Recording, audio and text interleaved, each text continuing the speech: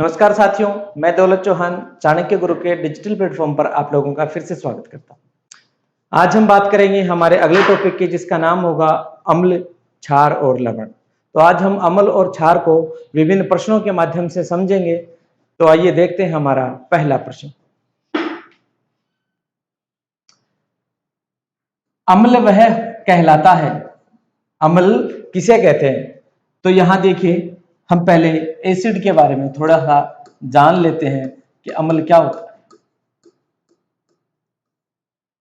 तो देखिए मित्रों, अम्ल जो है जलीय विलयन में H+ आयन देता है। जलीय विलयन में H+ आयन देता है।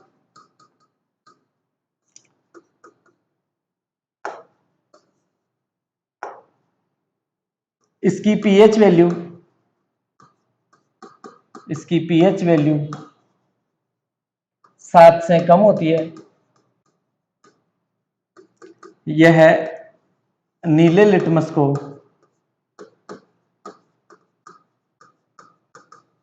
लाल कर देता है और स्वाद में खट्टा होता है। तो ये सारे गुण जिसमें पाए जाएं, उस पदार्थ को हम क्या कहेंगे? हम उसको कहेंगे अम्ल। अम्ल को विभिन्न वैज्ञानिकों ने अलग अलग तरीके से परिभाषित किया, जिसके बारे में हम चर्चा करेंगे। तो यहां सबसे पहले बात करें आर्रेनियस, ब्रोंस्टेड-लोरी,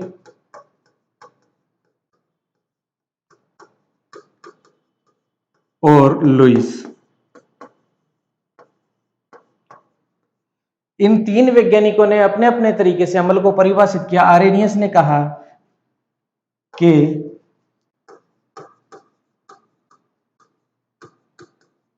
अम्ल वो है जो जलीय विलयन में H+ आयन देता है। क्षार वो है जो जलीय विलयन में OH- देता है। ब्रोंस्टेड-लोरी ने कहा प्रोटॉन दाता तो क्या कहलाता है? अम्ल। प्रोटॉन दाता तो कहलाता है अम्ल। और प्रोटॉन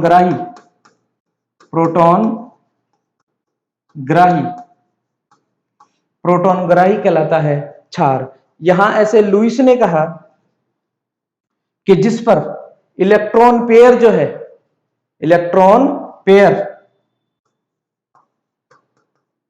इलेक्ट्रॉन की कमी हो, वो क्या कहलाता है? आपका अम्ल। और जिस पर इलेक्ट्रॉन युग्म की, इलेक्ट्रॉन की अधिकता,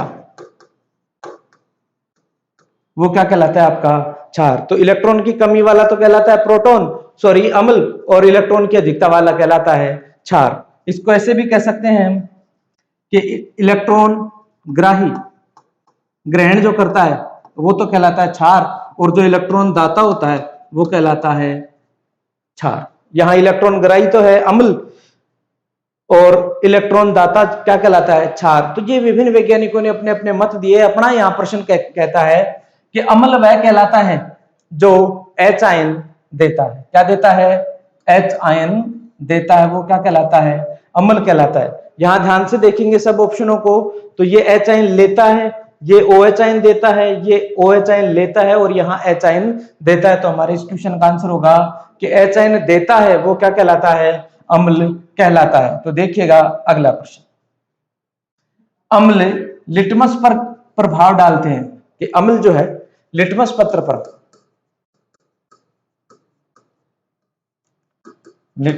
पत्र पर क्या प्रभाव डालते हैं? तो देखिए, यहां अम्ल और क्षार दो चीजें हैं आपके पास, अम्ल और क्षार।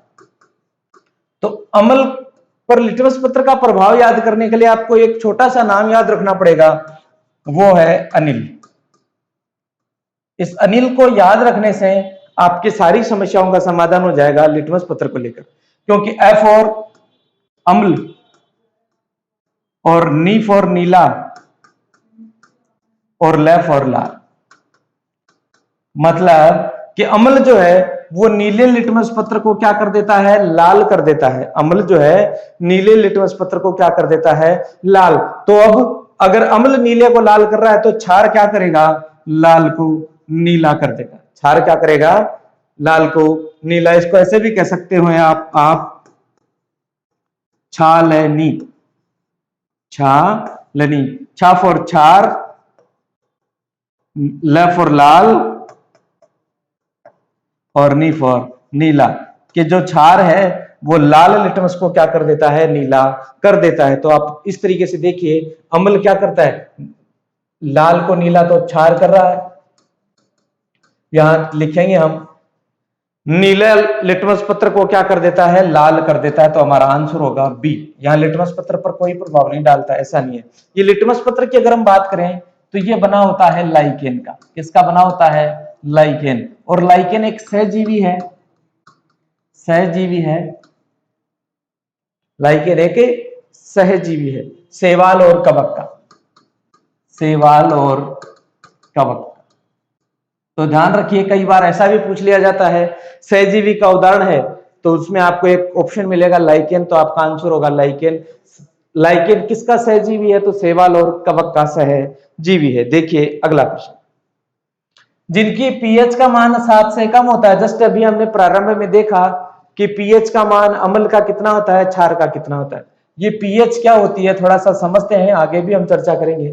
पीएच का मतलब होता है power of hydrogen, power of hydrogen. यहां पीएच का मतलब होता है पावर ऑफ हाइड्रोजन। यहां पी फॉर बोलते हैं पुटेंज, पुटेंज। इस पुटेंज का मतलब होता है पुषांश, एक ग्रीक वर्ड है, ग्रीक वर्ड। और इस पुषांश का मतलब होता है शक्ति। इस पुषांश का मतलब क्या होता है, शक्ति। की हाइड्रोजन की शक्ति का प्रदर्शन किसके द्वारा कर रहे हैं हम, पीएच के द्वारा कर रहे हैं। तो यहां देखिए एक पीएच स्केल है होती है, इस पीएच स्केल में यहां 7 से हम स्टार्ट करें तो 1 2 3 4 5 6 7 10 11 12 13 और 14। तो इस तरीके से ये एक पीएच स्केल है। इस पीएच स्केल में अगर इस 7 से नीचे किसी की वैल्यू है तो वो है अम्लीय, और इसमें 7 से अधिक वैल्यू आ रही है तो वो क्या कहलाता है आपका क्षारीय विलयन। और अगर 7 पर किसी विलयन की पीएच आ रही है तो वो होगा आपका उदासीन। तो इस तरीके से हमें क्या पता चल रहा है यहां से, जिनकी पीएच का मान 7 से कम होता है, तो 7 से कम किनका होगा, 7 से कम होगा अम्ल का, तो वो क्या कहलाएंगे, अम्ल कहलाते हैं। तो हमारा राइट आंसर होगा अम्ल। कि जिनकी पीएच का मान 7 से कम होता है वो कहलाते हैं अम्ल, और जिनकी पीएच का मान 7 से अधिक होता है वो कहलाते हैं आपके क्षार, और जिनकी पीएच 7 होती है वो कहलाते हैं आपके उदासीन। देखिए अगले प्रश्न, अम्ल जल में घुलकर प्रदान करते हैं। अम्ल जो है जल में घुलकर, अम्ल को अगर जल में घोल दिया जाए, H2O में घोल दें, तो क्या प्रदान करेंगे, अम्ल को जैसे ही जल में हम घोलेंगे तो ये इलेक्ट्रॉन प्रदान करेंगे। क्या प्रदान करेंगे, इलेक्ट्रॉन प्रदान करेंगे। जैसे HCl को अगर सॉरी H2O को अगर HCl में घोल दें हम, HCl को अगर हम जल में घोल दें तो ये जो H है यहां से ये मुक्त होगा, और H मुक्त होने का मतलब है यहां इलेक्ट्रॉन मुक्त हो रहे हैं और हाइड्रोनियम आयन बनाता है। और क्या बनाता है, हाइड्रोनियम आयन बनाता है। तो यहां देखिए अम्ल जल में घुलकर क्या प्रदान करते हैं, अम्ल जल में घुलकर इलेक्ट्रॉन प्रदान करते हैं। क्या प्रदान करते हैं, इलेक्ट्रॉन प्रदान करते हैं। देखिए अगले प्रश्न को, अम्ल वह पदार्थ होता है, अम्ल वह पदार्थ होता है जो अभी हमने बात की थी आपकी ब्रोंस्टेड लोरी के अनुसार, जो इलेक्ट्रॉन ग्रहण करता है, इलेक्ट्रॉन प्रदान करता है या प्रोटॉन देता है। क्या करता है, प्रोटॉन दाता। हमने ब्रोंस्टेड लोरी के अनुसार चर्चा की थी, तो उन्होंने बताया कि अम्ल प्रोटॉन दाता होता है। अम्ल क्या होता है, प्रोटॉन दाता, और क्षार होता है प्रोटॉन ग्राही। तो यहां देखिए अम्ल क्या होता है, प्रोटॉन दाता। अम्ल क्या होता है, प्रोटॉन दाता कहलाता है। देखिए अगला प्रश्न, भस्म, भस्म का मतलब है यहां बेस से, भस्म का मतलब बेस या क्षार। भस्म वह पदार्थ होता है जो प्रोटॉन देता है, प्रोटॉन ग्रहण करता है, इलेक्ट्रॉन देता है या इलेक्ट्रॉन ग्रहण करता है। तो यहां हम बात करेंगे कि अभी जस्ट हमने बात करी थी ब्रोंस्टेड लोरी के अनुसार,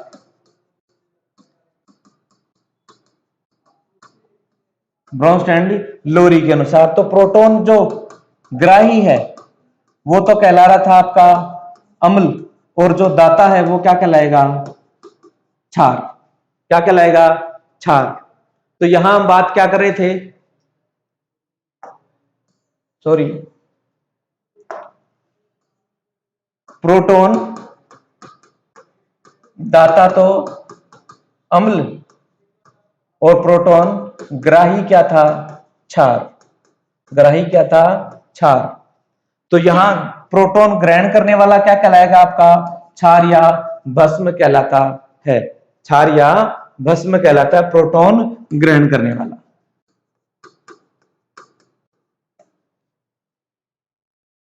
देखिए अगला प्रश्न, अम्ल व भस्म आपस में मिलकर, अम्ल व भस्म आपस में मिलकर बनाते हैं अम्ल और क्षार। आपस में मिलकर मित्रों एक अभिक्रिया करते हैं जिसका नाम है उदासीनीकरण अभिक्रिया। क्या कहते हैं उसे, उदासीनीकरण अभिक्रिया। और उस उदासीनीकरण अभिक्रिया के साथ साथ हम इसको एग्जाम्पल के तौर पर भी समझेंगे, HCl प्लस NaOH, ये कहलाता है आपका क्षार और ये कहलाता है आपका अम्ल। ये कहलाता है आपका क्षार और ये कहलाता है आपका अम्ल। ये दोनों जब मिलेंगे तो बनेगा NaCl और H2। क्या बनेगा, NaCl और H2। अब देखिए NaCl जो बना है इसको बोलते हैं हम साधारण नमक, साधारण नमक, या इसको यूं कहें लवण, टेबल साल्ट, साधारण नमक, और बना जल, और H क्या बना है, जल। तो हमारा आंसर क्या होगा, अम्ल और भस्म आपस में क्रिया करेंगे तो क्या बनाएंगे, अल्कोहल नहीं, कीटोन नहीं, केवल लवण भी नहीं बनाते, क्या बनाते हैं, लवण और जल का निर्माण करते हैं। किसका निर्माण करते हैं, लवण और जल का निर्माण करते हैं। तो हमारा राइट आंसर हुआ अम्ल और जल। और इसको हमने एग्जाम्पल के द्वारा समझा भी कि अम्ल और क्षार जब आपस में क्रिया करते हैं तो लवण बनता है और साथ में जल बनता है। देखिए अगला प्रश्न, अम्लता मापने का यंत्र जिसको बोलते हैं पीएच स्केल का निर्धारण किसने किया, का निर्धारण किसने किया। तो देखिए अभी हम पीएच स्केल की बात कर रहे थे, पावर ऑफ हाइड्रोजन की। तो इस पीएच स्केल की खोज सोरेनसन ने करी थी। किसने करी थी, सोरेनसन नाम के वैज्ञानिक। पीएच स्केल की खोज करी सोरेनसन ने। एंटोनी वॉन लेवाजियर जो थे, इन्होंने तत्वों को लेकर एक डेफिनेशन दी थी कि तत्वों को और विभाजित नहीं किया जा सकता रासायनिक प्रक्रम के द्वारा, तत्वों को विभाजित नहीं किया जा सकता क्योंकि तत्व एक ही प्रकार के परमाणु से मिलकर बने होते हैं। प्रिस्टले ने ऑक्सीजन की खोज करी, प्रिस्टले ने ऑक्सीजन की खोज करी, सोरेनसन ने पीएच की खोज करी, और ये जो केवेंडिस है, इन केवेंडिस महोदय ने हाइड्रोजन की खोज करी। तो कई बार एग्जाम में ऐसे पूछ लिया जाए आपसे कि निम्न में से ऑक्सीजन की खोज किसने करी, तो आपका आंसर होगा प्रिस्टले। हाइड्रोजन की खोज किसने करी, तो आपका आंसर होगा केवेंडिस। पीएच की खोज करी सोरेनसन ने, और तत्वों को लेकर जो डिस्कवरी की, तत्वों को लेकर जो डेफिनेशन दी, वो डेफिनेशन दी लेवाजिए ने। और इन्होंने वायु के अंदर नाइट्रोजन और ऑक्सीजन के बारे में भी बताया कि जो वायु है वो नाइट्रोजन और ऑक्सीजन का मिश्रण होता है। देखिए आगे बात करते हैं अगले प्रश्न, शुद्ध जल की पीएच का मान होता है, शुद्ध जल की पीएच का मान होता है। तो अभी हम पीएच स्केल की जब चर्चा कर रहे थे तो यहां बात कर रहे थे 7 और इधर था आपका 14, इधर था 0। तो हमने बात की उदासीन 7 जो पीएच स्केल है अपना, इस 7 पर आते हैं आपके शुद्ध जल, शुद्ध जल और लवण। शुद्ध जल और लवण जो होते हैं वो किस, उनकी पीएच क्या होती है, 7। तो यहां पूछा गया है कि शुद्ध जल का पीएच वैल्यू कितना होगा, तो शुद्ध जल का पीएच वैल्यू क्या होगा, 7। अगर ये होता तो जल क्या हो जाता, क्षारीय। ये भी क्या होता, क्षारीय। और अगर वैल्यू 0 होती तो हो जाता अम्लीय। जबकि क्षारीय और अम्लीय दोनों ही हमारे लिए क्या होते हैं, हानिकारक होते हैं। इसलिए हमें जो है जल जो हम पीते हैं वो क्या होता है, शुद्ध। और शुद्ध जल की पीएच का वैल्यू कितना होता है, 7। बात करते हैं आगे। अगला प्रश्न देखिए हमारा, धातु अम्लों से क्रिया करके कौन सी गैस का निर्माण करती है। देखिए जैसे ही हम अम्ल की अभिक्रिया करवाएंगे किसी धातु से,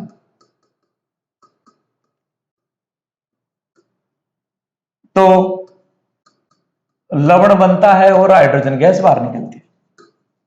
कौन सी गैस बाहर निकलती है, हाइड्रोजन गैस बाहर निकलती है। अब देखिए HCl अम्ल है, इसकी अभिक्रिया अगर जिंक से करवा दें या आप HCl की जगह H2SO4 लेकर रिएक्शन करवाएं तो देखिए बनेगा जिंक क्लोराइड, बनेगा जिंक क्लोराइड और H2O, बनेगा जिंक क्लोराइड और H2O, sorry H2, H hydrogen gas. यहां इसके साथ इसको रिएक्ट करवाएं तो बनता है आपका ZnSO4 प्लस H2। अब इस हाइड्रोजन गैस की पहचान करने के लिए, ये भी लवण और ये भी लवण, इस हाइड्रोजन गैस की पहचान करने के लिए अगर इस हाइड्रोजन गैस के ऊपर अगर हम जलती हुई मोमबत्ती लेकर जाएं तो ये फटफट की आवाज के साथ जलेगी, फटफट की आवाज करेगी। और इस फटफट की आवाज को हम बोलते हैं pope sound, pope sound, pope ध्वनि। तो हमें पता चल जाएगा कि निकलने वाली गैस क्या होगी, हाइड्रोजन गैस है। अगर वही जलती हुई तिल्ली या मोमबत्ती नीली रोशनी के साथ अधिक तेजी से जले तो हम समझ सकते हैं कि वहां से निकलने वाली गैस ऑक्सीजन होगी। लेकिन यहाँ जो गैस निकल रही है उसके साथ आवाज हमें मिल रही है पॉप साउंड या फटफट की ध्वनि, तो हम समझ सकते हैं कि निकलने वाली गैस कौन सी है, हाइड्रोजन गैस है। तो इस तरीके से हम इसका अनुमान लगा सकते हैं। देखिए इसका आंसर अब इस तरीके से करेंगे हम, हाइड्रोजन गैस। हमारा राइट आंसर होगा हाइड्रोजन गैस कि अगर अम्ल की अभिक्रिया धातु से करवा दी जाए तो लवण बनता है और हाइड्रोजन गैस बाहर निकलती है। हमसे ऐसा पूछ लिया जाता है कि अम्ल और धातु की अभिक्रिया करवाने पर कौन सी गैस निकलती है, तो हाइड्रोजन, हाइड्रोजन गैस की पहचान करने के लिए उस पर जलती हुई तिल्ली लेकर जाएं या मोमबत्ती लेकर जाएं तो किस प्रकार की आवाज आएगी, तो आपका आंसर होगा पॉप साउंड आता है। या यूं पूछ लिया जाए कि पॉप साउंड किस गैस का उदाहरण है या पॉप साउंड किस गैस से निकलता है, तो आप क्या बोलेंगे, हाइड्रोजन गैस से निकलता है। देखिएगा अगला प्रश्न हमारा, यहां देखिए मैग्नीशियम ऑक्साइड, मैग्नीशियम ऑक्साइड की रिएक्शन करवा रखी है 2HCl। ये HCl क्या है, अम्ल, और ये है धातु ऑक्साइड, धातु ऑक्साइड। हम पहले पढ़ चुके हैं, पहले धातु वाले चैप्टर में पढ़ चुके हैं कि धातु ऑक्साइड की प्रकृति कैसी होती है और अधातु ऑक्साइड की प्रकृति कैसी होती है। अगर वो भी आपको याद नहीं तो कोई बात नहीं, इसको यहां समझते हैं हम। देखिए इन दोनों को जब आपस में रिएक्ट करवाते हैं तो बनता है आपका MgCl2 प्लस H2, MgCl2 और H2। अब आपको पता है ये अम्ल है, ये लवण बना है और ये जल बन गया। तो जो धातु ऑक्साइड है वो किसकी भांति काम करेगा, क्षार की भांति। किसकी भांति काम करेगा, क्षार की भांति काम करेगा। यहां ये क्या होगा, क्षार। तो इसका मतलब मैग्नीशियम ऑक्साइड किसकी भांति काम कर रहा है, यहां क्षार की भांति। और जो लवण बन रहा है वो लवण कौन सा बन रहा है, वो हमारे एग्जाम में एग्जाम्पल में पूछा है, हमसे प्रश्न में पूछा है कि इस x की जगह क्या आएगा, इस x की जगह क्या आएगा। तो x की जगह देखिए जल हमने निकाल लिया, ये आ गया आपका x। तो यहां देखिए ये आ गया आपका x। तो हमारा राइट आंसर होगा मैग्नीशियम क्लोराइड, मैग्नीशियम क्लोराइड। इस तरीके से राइट आंसर हो जाएगा मैग्नीशियम क्लोराइड। देखते हैं अगले प्रश्न को।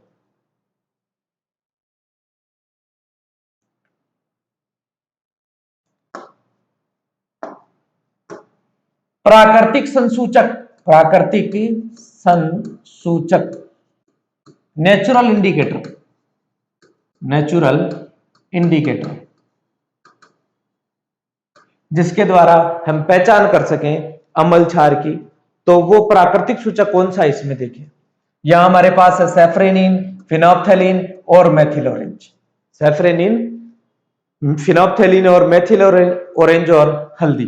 तो देखिए ये तीनों आपको क्या दिखाई दे रहे हैं, रासायनिक पदार्थ। क्या दिखाई दे रहे हैं, रासायनिक पदार्थ।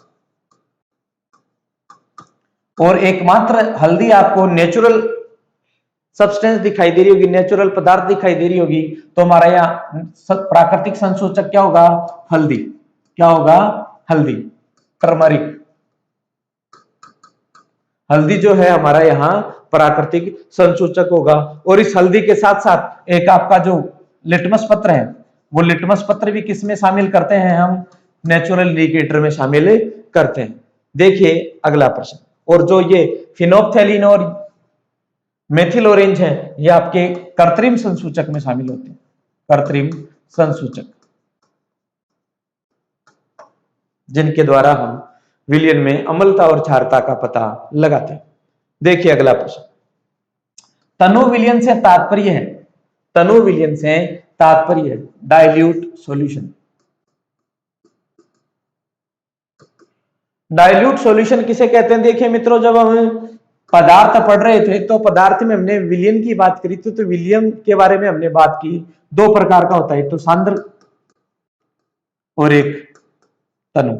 सांद्र में को बोलते हैं कंसंट्रेट सॉल्यूशन और इसको बोलते हैं डाइल्यूट सॉल्यूशन। जो डाइल्यूट सॉल्यूशन होता है उसमें क्या खास होता है, कंसंट्रेट में क्या खास होता है, तो सबसे पहले एक बार हम बात कर ले हल्का सा विलयन को लेकर। तो विलयन मित्रों देखिए दो चीजों से मिलकर बना होता है, विलय प्लस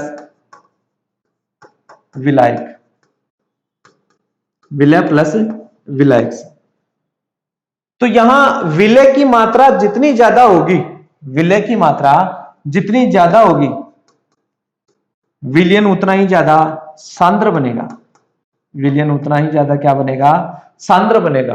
और अगर विलय की मात्रा कम होगी, विलय की मात्रा कम होगी, तो अपना जो विलयन बनेगा वो बनेगा तनु। इसको ऐसे भी कहा जा सकता है पतला विलयन और गाढ़ा विलयन।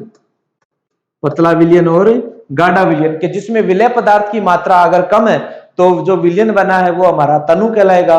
और अगर विलय पदार्थ की मात्रा ज्यादा है तो विलयन हमारा क्या होगा, सांद्र, गाढ़ा और पतला। इसी को एग्जाम्पल के तौर पर समझ लें कि अगर मान लें आपके पास 1 लीटर पानी हो, ml 1000 ml पानी है, 1 लीटर पानी है। उस 1 लीटर पानी में अगर आपको विलयन बनाना है कंसंट्रेट, तो आप उसमें डालिए 250 ग्राम चीनी। और अगर आप उसमें 100 ग्राम चीनी डालते हैं तो विलयन हो गया आपका तनु। क्या हो गया, तनु। यहां तो हो गया तनु और यहां हो गया सांद्र, क्योंकि विलय पदार्थ की मात्रा कम या ज्यादा होने से विलयन की प्रकृति पर प्रभाव पड़ता है। तो हमारा आंसर क्या होगा यहां से कि तनु विलयन से तात्पर्य विलय पदार्थ की मात्रा कम, विलय पदार्थ की मात्रा अधिक, विलय विलायक की मात्रा समान। तो हमारा आंसर होगा कि विलय पदार्थ की मात्रा कम होगी तो हमारा विलयन क्या होगा, तनु होगा। आपको अच्छे से समझाने के लिए हम प्रश्न को बहुत अच्छे से आपके सामने एक्सप्लेन कर रहे हैं। आप अगर आपको वीडियो अच्छा लग रहा हो तो आप इसको लाइक और शेयर जरूर कीजिए। देखिए अगला प्रश्न, ऑक्सी अम्ल कहलाते हैं। देखिए अम्ल दो प्रकार के यहां होते हैं, ऑक्सी अम्ल और हाइड्रा अम्ल। हाइड्रा अम्ल, ऑक्सी अम्ल में हाइड्रोजन व ऑक्सीजन दोनों होते हैं। ऑक्सी अम्ल में हाइड्रोजन और ऑक्सीजन दोनों होते हैं, जबकि हाइड्रा अम्ल में केवल हाइड्रोजन ही होता है, जैसे HCl। और यहां अगर हम बात करें तो H2SO4, H2SO4। तो H2SO4 तो होता है ऑक्सी अम्ल और हाइड्रा अम्ल होता है HCl। तो यहां देखिए ऑक्सी अम्ल किसे कहते हैं? ऑक्सी अम्ल उसे कहेंगे जिसमें हाइड्रोजन और ऑक्सीजन दोनों उपस्थित हो। तो जिनमें केवल ऑक्सीजन उपस्थित है, केवल हाइड्रोजन उपस्थित है, जिनमें हाइड्रोजन और ऑक्सीजन दोनों उपस्थित हैं, तो हमारा राइट आंसर होगा कि जिनमें हाइड्रोजन और ऑक्सीजन दोनों उपस्थित होती है वो क्या कहलाता है? आपका ऑक्सी एसिड कहलाता है। देखिए अगला प्रश्न, इलेक्ट्रॉन युग्म त्याग या ग्रहण करने के आधार पर अम्ल क्षार को समझाया। जब हमने प्रारंभ में हमारे चैप्टर को स्टार्ट किया था तब हमने बात की थी लुईस की, लुईस अम्ल और क्षार, लुईस अम्ल और क्षार की बात करी थी। तो लुईस अम्ल और क्षार, इसका मतलब क्या हुआ कि इलेक्ट्रॉन युग्म के आधार पर, इलेक्ट्रॉन युग्म के त्याग और ग्रहण के आधार पर अम्ल और क्षार को किसने समझाया? लुईस ने समझाया। किसने समझाया? लुईस ने। ब्रांस्टेड लोरी ने प्रोटॉन के आधार पर समझाया, प्रोटॉन दाता और प्रोटॉन ग्राही। लुईस ने इलेक्ट्रॉन युग्म के आधार पर समझाया कि इलेक्ट्रॉन युग्म त्याग करेगा वो क्या कहलाएगा, जो ग्रहण करेगा वो क्या कहलाएगा। या जो त्याग करता है और ग्रहण करता है, इलेक्ट्रॉन युग्म, इसके आधार पर इलेक्ट्रॉन युग्म, इलेक्ट्रॉन युग्म को ग्रहण करना और त्याग करने के आधार पर लुईस ने अम्ल और क्षार को परिभाषित किया। लुईस ने क्या बताया कि जो इलेक्ट्रॉन युग्म का त्याग करते हैं, इलेक्ट्रॉन युग्म का त्याग करते हैं वो तो कहलाते हैं क्षार, और जो इलेक्ट्रॉन युग्म को ग्रहण करते हैं वो कहलाते हैं आपका अम्ल। क्या कहलाते हैं? अम्ल। सोरेनसन ने पीएच की खोज करी, आरेनियस ने भी अम्ल और क्षार के बारे में बताया। तो हमारा राइट आंसर हुआ यहां लुईस। पीएच स्केल में पी किसका सूचक है? बहुत बढ़िया प्रश्न है, कई बार एग्जाम में पूछा जा चुका है। पीएच स्केल में P4 क्या है? P का मतलब क्या है? तो देखिए पीएच स्केल में P4 होता है पुटेंज, जो एक ग्रीक वर्ड है पुटेंज, और इस पुटेंज को हम बोलते हैं, ये है आपका ग्रीक वर्ड। इस पुटेंज का मतलब होता है आपका शक्ति, पुषांश। क्या कहते हैं? पुषांश। तो पुषांश का मतलब है शक्ति, शक्ति का मतलब पुटेंज। P4 पुटेंज और H4 हाइड्रोजन, पुषांश हाइड्रोजन की शक्ति को प्रदर्शित करता है हमारा पीएच स्केल। तो हमारा आंसर होगा यहाँ पीएच में P4 होता है पुषांश, P4 होता है पुषांश। देखिए अगला प्रश्न, उदर में कौन सा अम्ल उत्पन्न होता है? उदर मींस स्टोमक, पेट के अंदर कौन सा अम्ल उत्पन्न होता है? तो देखिए ये क्षार, ये भी क्या है? लवण, ये अम्ल, ये भी अम्ल। लेकिन हमारे पेट में जो अम्ल उत्पन्न होता है वो होता है HCl, हाइड्रोक्लोरिक अम्ल, हाइड्रोक्लोरिक अम्ल। इस हाइड्रोक्लोरिक अम्ल को नमक का तेजाब बोलते हैं, नमक का तेजाब। HCl को बोलते हैं नमक का तेजाब। और इस नमक के तेजाब से टॉयलेट सीट को साफ किया जाता है, टॉयलेट सीट को साफ किया जाता है। और हमारे पेट में बनने वाला अम्ल भी कौन सा है? HCl ही है। तो हमारा राइट आंसर क्या होगा? HCl। क्या होगा? HCl। राइट आंसर क्या होगा? HCl। देखिए अगले प्रश्न, अगला प्रश्न क्या कहता है? उदर की जलन से राहत पहुंचाने के उपचार के रूप में दिया जाता है, कि मींस दैट पेट में अगर हमारे जलन हो गई, कुछ ऐसी चीजें खा ली हमने, ज्यादा ऑयली चीज खा ली, ऑयली मटेरियल खा लिया, ऑयली भोजन कर लिया हमने, तो हमारे पेट में क्या हो जाती है? जलन हो जाती है। इस जलन को हम बोलते हैं एसिडिटी। क्या बोलते हैं? एसिडिटी। तो पेट में अम्लता बढ़ गई, पेट में अम्लता बढ़ गई, और उस अम्लता को दूर करने के लिए हम उपचार के रूप में, दवा के रूप में क्या इस्तेमाल करते हैं? तो अगर पेट में अम्लता बढ़ गई तो हम एक दुर्बल क्षार का उपयोग करेंगे, दुर्बल क्षार का उपयोग करेंगे। तो अम्ल और क्षार अभिक्रिया करके क्या हो जाएगा? उदासीन हो जाएगा, और हमारे पेट में जो जलन हो रही थी उस जलन से हमें क्या मिलेगी? राहत। तो इस दुर्बल क्षार के रूप में हम यूज करते हैं milk of magnesia, milk of magnesia, और वो होता है आपका MgOH का होल ट्वाइस। इसको बोलते हैं मिल्क ऑफ मैग्नीशिया। ये एक दुर्बल क्षार है, ये एक एंटासिड के रूप में काम करता है। ये एक प्रकार का क्या है, एंटा एसिड, मतलब एसिड के विपरीत काम करने के लिए हम काम में ले रहे हैं एंटा एसिड। तो एंटा एसिड के रूप में भूमिका निभा रहा है अपनी मिल्क ऑफ मैग्नीशिया। इस मिल्क ऑफ मैग्नीशिया की पीएच होती है आपकी 10। देखिए अगला प्रश्न, और इसका आंसर हो जाएगा हमारा मिल्क ऑफ मैग्नीशिया। अम्लीय प्रकृति का कारण है, बहुत अच्छा प्रश्न आया है। हमने इतनी देर से अम्ल के बारे में खूब पढ़ा कि अम्ल क्या होता है, हमने अलग अलग वैज्ञानिकों के थीसिस भी पढ़े, लेकिन अब हमें पता चल गया कि अम्ल की वास्तविकता का कारण क्या है, अम्लीयता का कारण क्या है। तो हमें पता चला कि अम्लीयता का कारण है H+ आयन। क्या कारण है, H+ आयन। इस H+ आयन के कारण विलयन क्या दिखाता है, अम्लीयता प्रदर्शित करता है। तो हमारा राइट आंसर होगा H+। लुईस अम्ल है, लुईस अम्ल।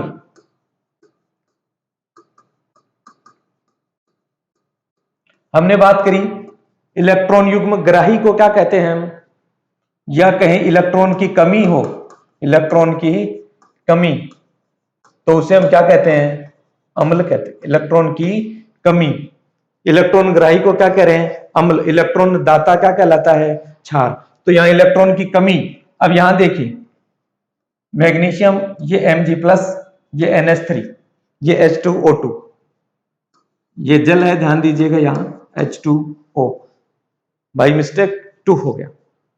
देखिए यहां इसके पास इलेक्ट्रॉन होने चाहिए थे 12, लेकिन है कितने, 10। इसके पास कितने हैं, 12। तो यहां इलेक्ट्रॉन की कमी किसके पास है, यहां मैग्नीशियम के पास क्या है, मैग्नीशियम आयन के पास क्या है, इलेक्ट्रॉन की कमी। तो इलेक्ट्रॉन की कमी होने वाला क्या कहलाता है आपका, अम्ल। तो हमारा राइट आंसर क्या हो जाएगा, Mg+2 क्या हो जाएगा, अम्ल की भांति व्यवहार करेगा। तो देखिए अगला प्रश्न, आगे देखिएगा। अम्ल व क्षार के विलयन होते हैं विद्युत के। अम्ल और क्षार जो होते हैं, एसिड और बेस, ये दोनों ही विद्युत के सुचालक होते हैं, विद्युत के सुचालक होते हैं। इसको यहां से हम ये भी कह सकते हैं, अम्ल और क्षार का जो विलयन होता है, ये विद्युत अपघट्य होते हैं, विद्युत अपघट्य होते हैं। कि दैट मीन्स कि इनमें से विद्युत धारा प्रवाहित होती है। ये तरल अवस्था में क्या होते हैं, लिक्विड फॉर्म में विद्युत के सुचालक होते हैं। तो हमें पूछा गया है अम्ल व क्षार के विलयन होते हैं विद्युत के कुचालक, सुचालक, अर्धचालक या प्रभावित। तो क्या होंगे, सुचालक। क्या होंगे, सुचालक। तो हमारा राइट आंसर होगा सुचालक। देखिए अगले प्रश्न, पीएच किन आयनों की सांद्रता का ऋणात्मक लघु गुणक है। बहुत ही बेहतरीन प्रश्न है, आप इस पर स्टार लगा लें। कई बार एग्जाम में पूछा गया है। यहाँ पीएच की हम बात कर रहे हैं, पीएच। तो ये पीएच बताता क्या है, हमें क्या बताता है, तो पीएच ही हमें पावर ऑफ हाइड्रोजन बताता है, पावर ऑफ हाइड्रोजन। तो यहां यही पूछा गया कि किन आयनों की सांद्रता का ऋणात्मक लघु गुणक होता है। तो pH equal to minus log H+, ये होता है आपका पीएच। कि पीएच हमें हाइड्रोजन आयनों की ऋणात्मक लघु गुणकता का प्रतीक है, या पीएच बराबर हाइड्रोजन आयनों का लघु गुणक, लेकिन कैसा, ऋणात्मक लघु गुणक। यहां हम बात करें जो शुद्ध जल होता है, शुद्ध जल, उसका यहां ऋणात्मक लघु गुणक के रूप में अगर हम मान लिखें, तो यहां लिखेंगे हम log 10⁻⁷, log 10⁻⁷। तो इस तरीके से आप किसी भी विलयन की सांद्रता लघु गुणक ज्ञात कर सकते हैं। किस तरीके से ज्ञात कर सकते हैं, ये तो मैंने केवल एक शुद्ध जल के लिए लिखा है। तो यहाँ शुद्ध जल की पीएच वैल्यू क्या हो जाएगी, फिर इसको अगर आगे लेकर आए तो -7, ये वाला माइनस का साइन ऑलरेडी, और ये log 10 की वैल्यू 1, तो ये 7 माइनस और माइनस क्या हो जाएगा, प्लस। तो कितनी वैल्यू आ जाएगी, पीएच वैल्यू 7, और पीएच वैल्यू किसकी होती है, शुद्ध जल की होती है। इस तरीके से ही आप मोल पर लीटर ये होता है जल का। तो अगर यहां -8 मोल पर लीटर 10⁹ मोल पर लीटर, ऐसे कोई भी मान दे दिया जाए तो आप उसका पीएच वैल्यू निकाल सकते हैं। और पीएच वैल्यू निकाल कर आप ये बता सकते हैं कि विलयन अम्लीय होगा या क्षारीय। एक और बहुत बेहतरीन बात आप लोगों के लिए, pH plus pOH, pH plus pOH बराबर 14, क्योंकि हमने जब चार्ट देखा था तो चार्ट 0 से स्टार्ट करके यहां 7 पर लेकर आए और यहां 14 था। तो ये पूरा स्केल 14 की वैल्यू दर्शाता है, जिसमें ये वाला पार्ट क्षारीय था 7 से 14 तक, और 7 से नीचे वाला अम्लीय। तो 7 से नीचे वाले को हमने पीएच हाइड्रोजन की सांद्रता से प्रदर्शित किया, और इस वाले पार्ट को हमने OH आयन की सांद्रता से प्रदर्शित किया। तो दोनों के इक्वल चार्ट 14 होता है। तो अगर आपको इसकी वैल्यू दे तो आप क्षारीय OH की वैल्यू निकाल सकते हैं, अगर आपको OH की वैल्यू दे दे तो आप पीएच की वैल्यू निकाल सकते हैं। देखिए अब इसका आंसर क्या होगा कि किसका लघु गुणक होता है, H आयनों की, H प्लस आयनों की सांद्रता का क्या होता है, लघु गुणक। किसी अम्लीय विलयन की पीएच होगी, अभी हमने चर्चा की थी, अम्लीय विलयन की पीएच होती है 7 से कम। क्या होती है, 7 से कम। तो 7 से कम हमारे पास ये रहा, तो हमारा आंसर होगा 4 कि अम्लीय विलयन की पीएच का मान कितना होगा, 7। यहां ये दोनों क्षारीय विलयन और ये उदासीन, और ये हो जाएगा आपका अम्लीय। देखिए अगला प्रश्न, हमारे उदर में भोजन की पाचन क्रिया किस माध्यम में होती है। अभी हमने चर्चा करी उदर में कौन सा अम्ल उत्पन्न होता है, HCl। तो जब उदर में उत्पन्न हो रहा है HCl, और HCl की नेचर कैसी है, अम्लीय है, तो उदर में जो भोजन का माध्यम है वो कैसा होगा, अम्लीय माध्यम होगा। तो आंसर होगा हमारा अम्लीय। देखिए अगले प्रश्न को, अग्निशामक यंत्र बनाने में निम्न पदार्थ का प्रयोग किया जाता है। कि अग्निशामक जो यंत्र बनाते हैं हम किसका उपयोग करते हैं, तो अग्निशामक यंत्र में हम उपयोग करेंगे बेकिंग सोडा, और इसका फॉर्मूला होता है आपका NaHCO3, NaHCO3। तो इस sodium hydrogen carbonate, sodium hydrogen carbonate का उपयोग हम करते हैं अग्निशामक यंत्र बनाने में। यहां इससे जो CO2 गैस बनेगी, ये CO2 गैस आग बुझाने का काम करती है। NaHCO3 से जो CO2 गैस बनेगी, वो CO2 गैस आपका आग बुझाने का काम करेगी। इसको ड्राई आइस भी बोलते हैं। ठोस CO2 को, ठोस CO2 को क्या बोलते हैं, ड्राई आइस। तो देखिए मित्रों, इस तरीके से हमने विभिन्न प्रश्नों के माध्यम से अम्ल और क्षार के गुणों को समझने का प्रयास किया। आगे हम इसी को और बढ़ाएंगे, जो हम हमारे अगले पार्ट में पढ़ेंगे। तब तक आप हमसे जुड़े रहें, हमारे वीडियो को लाइक और शेयर करते रहें, और साथ ही साथ चैनल को सब्सक्राइब करिए। धन्यवाद।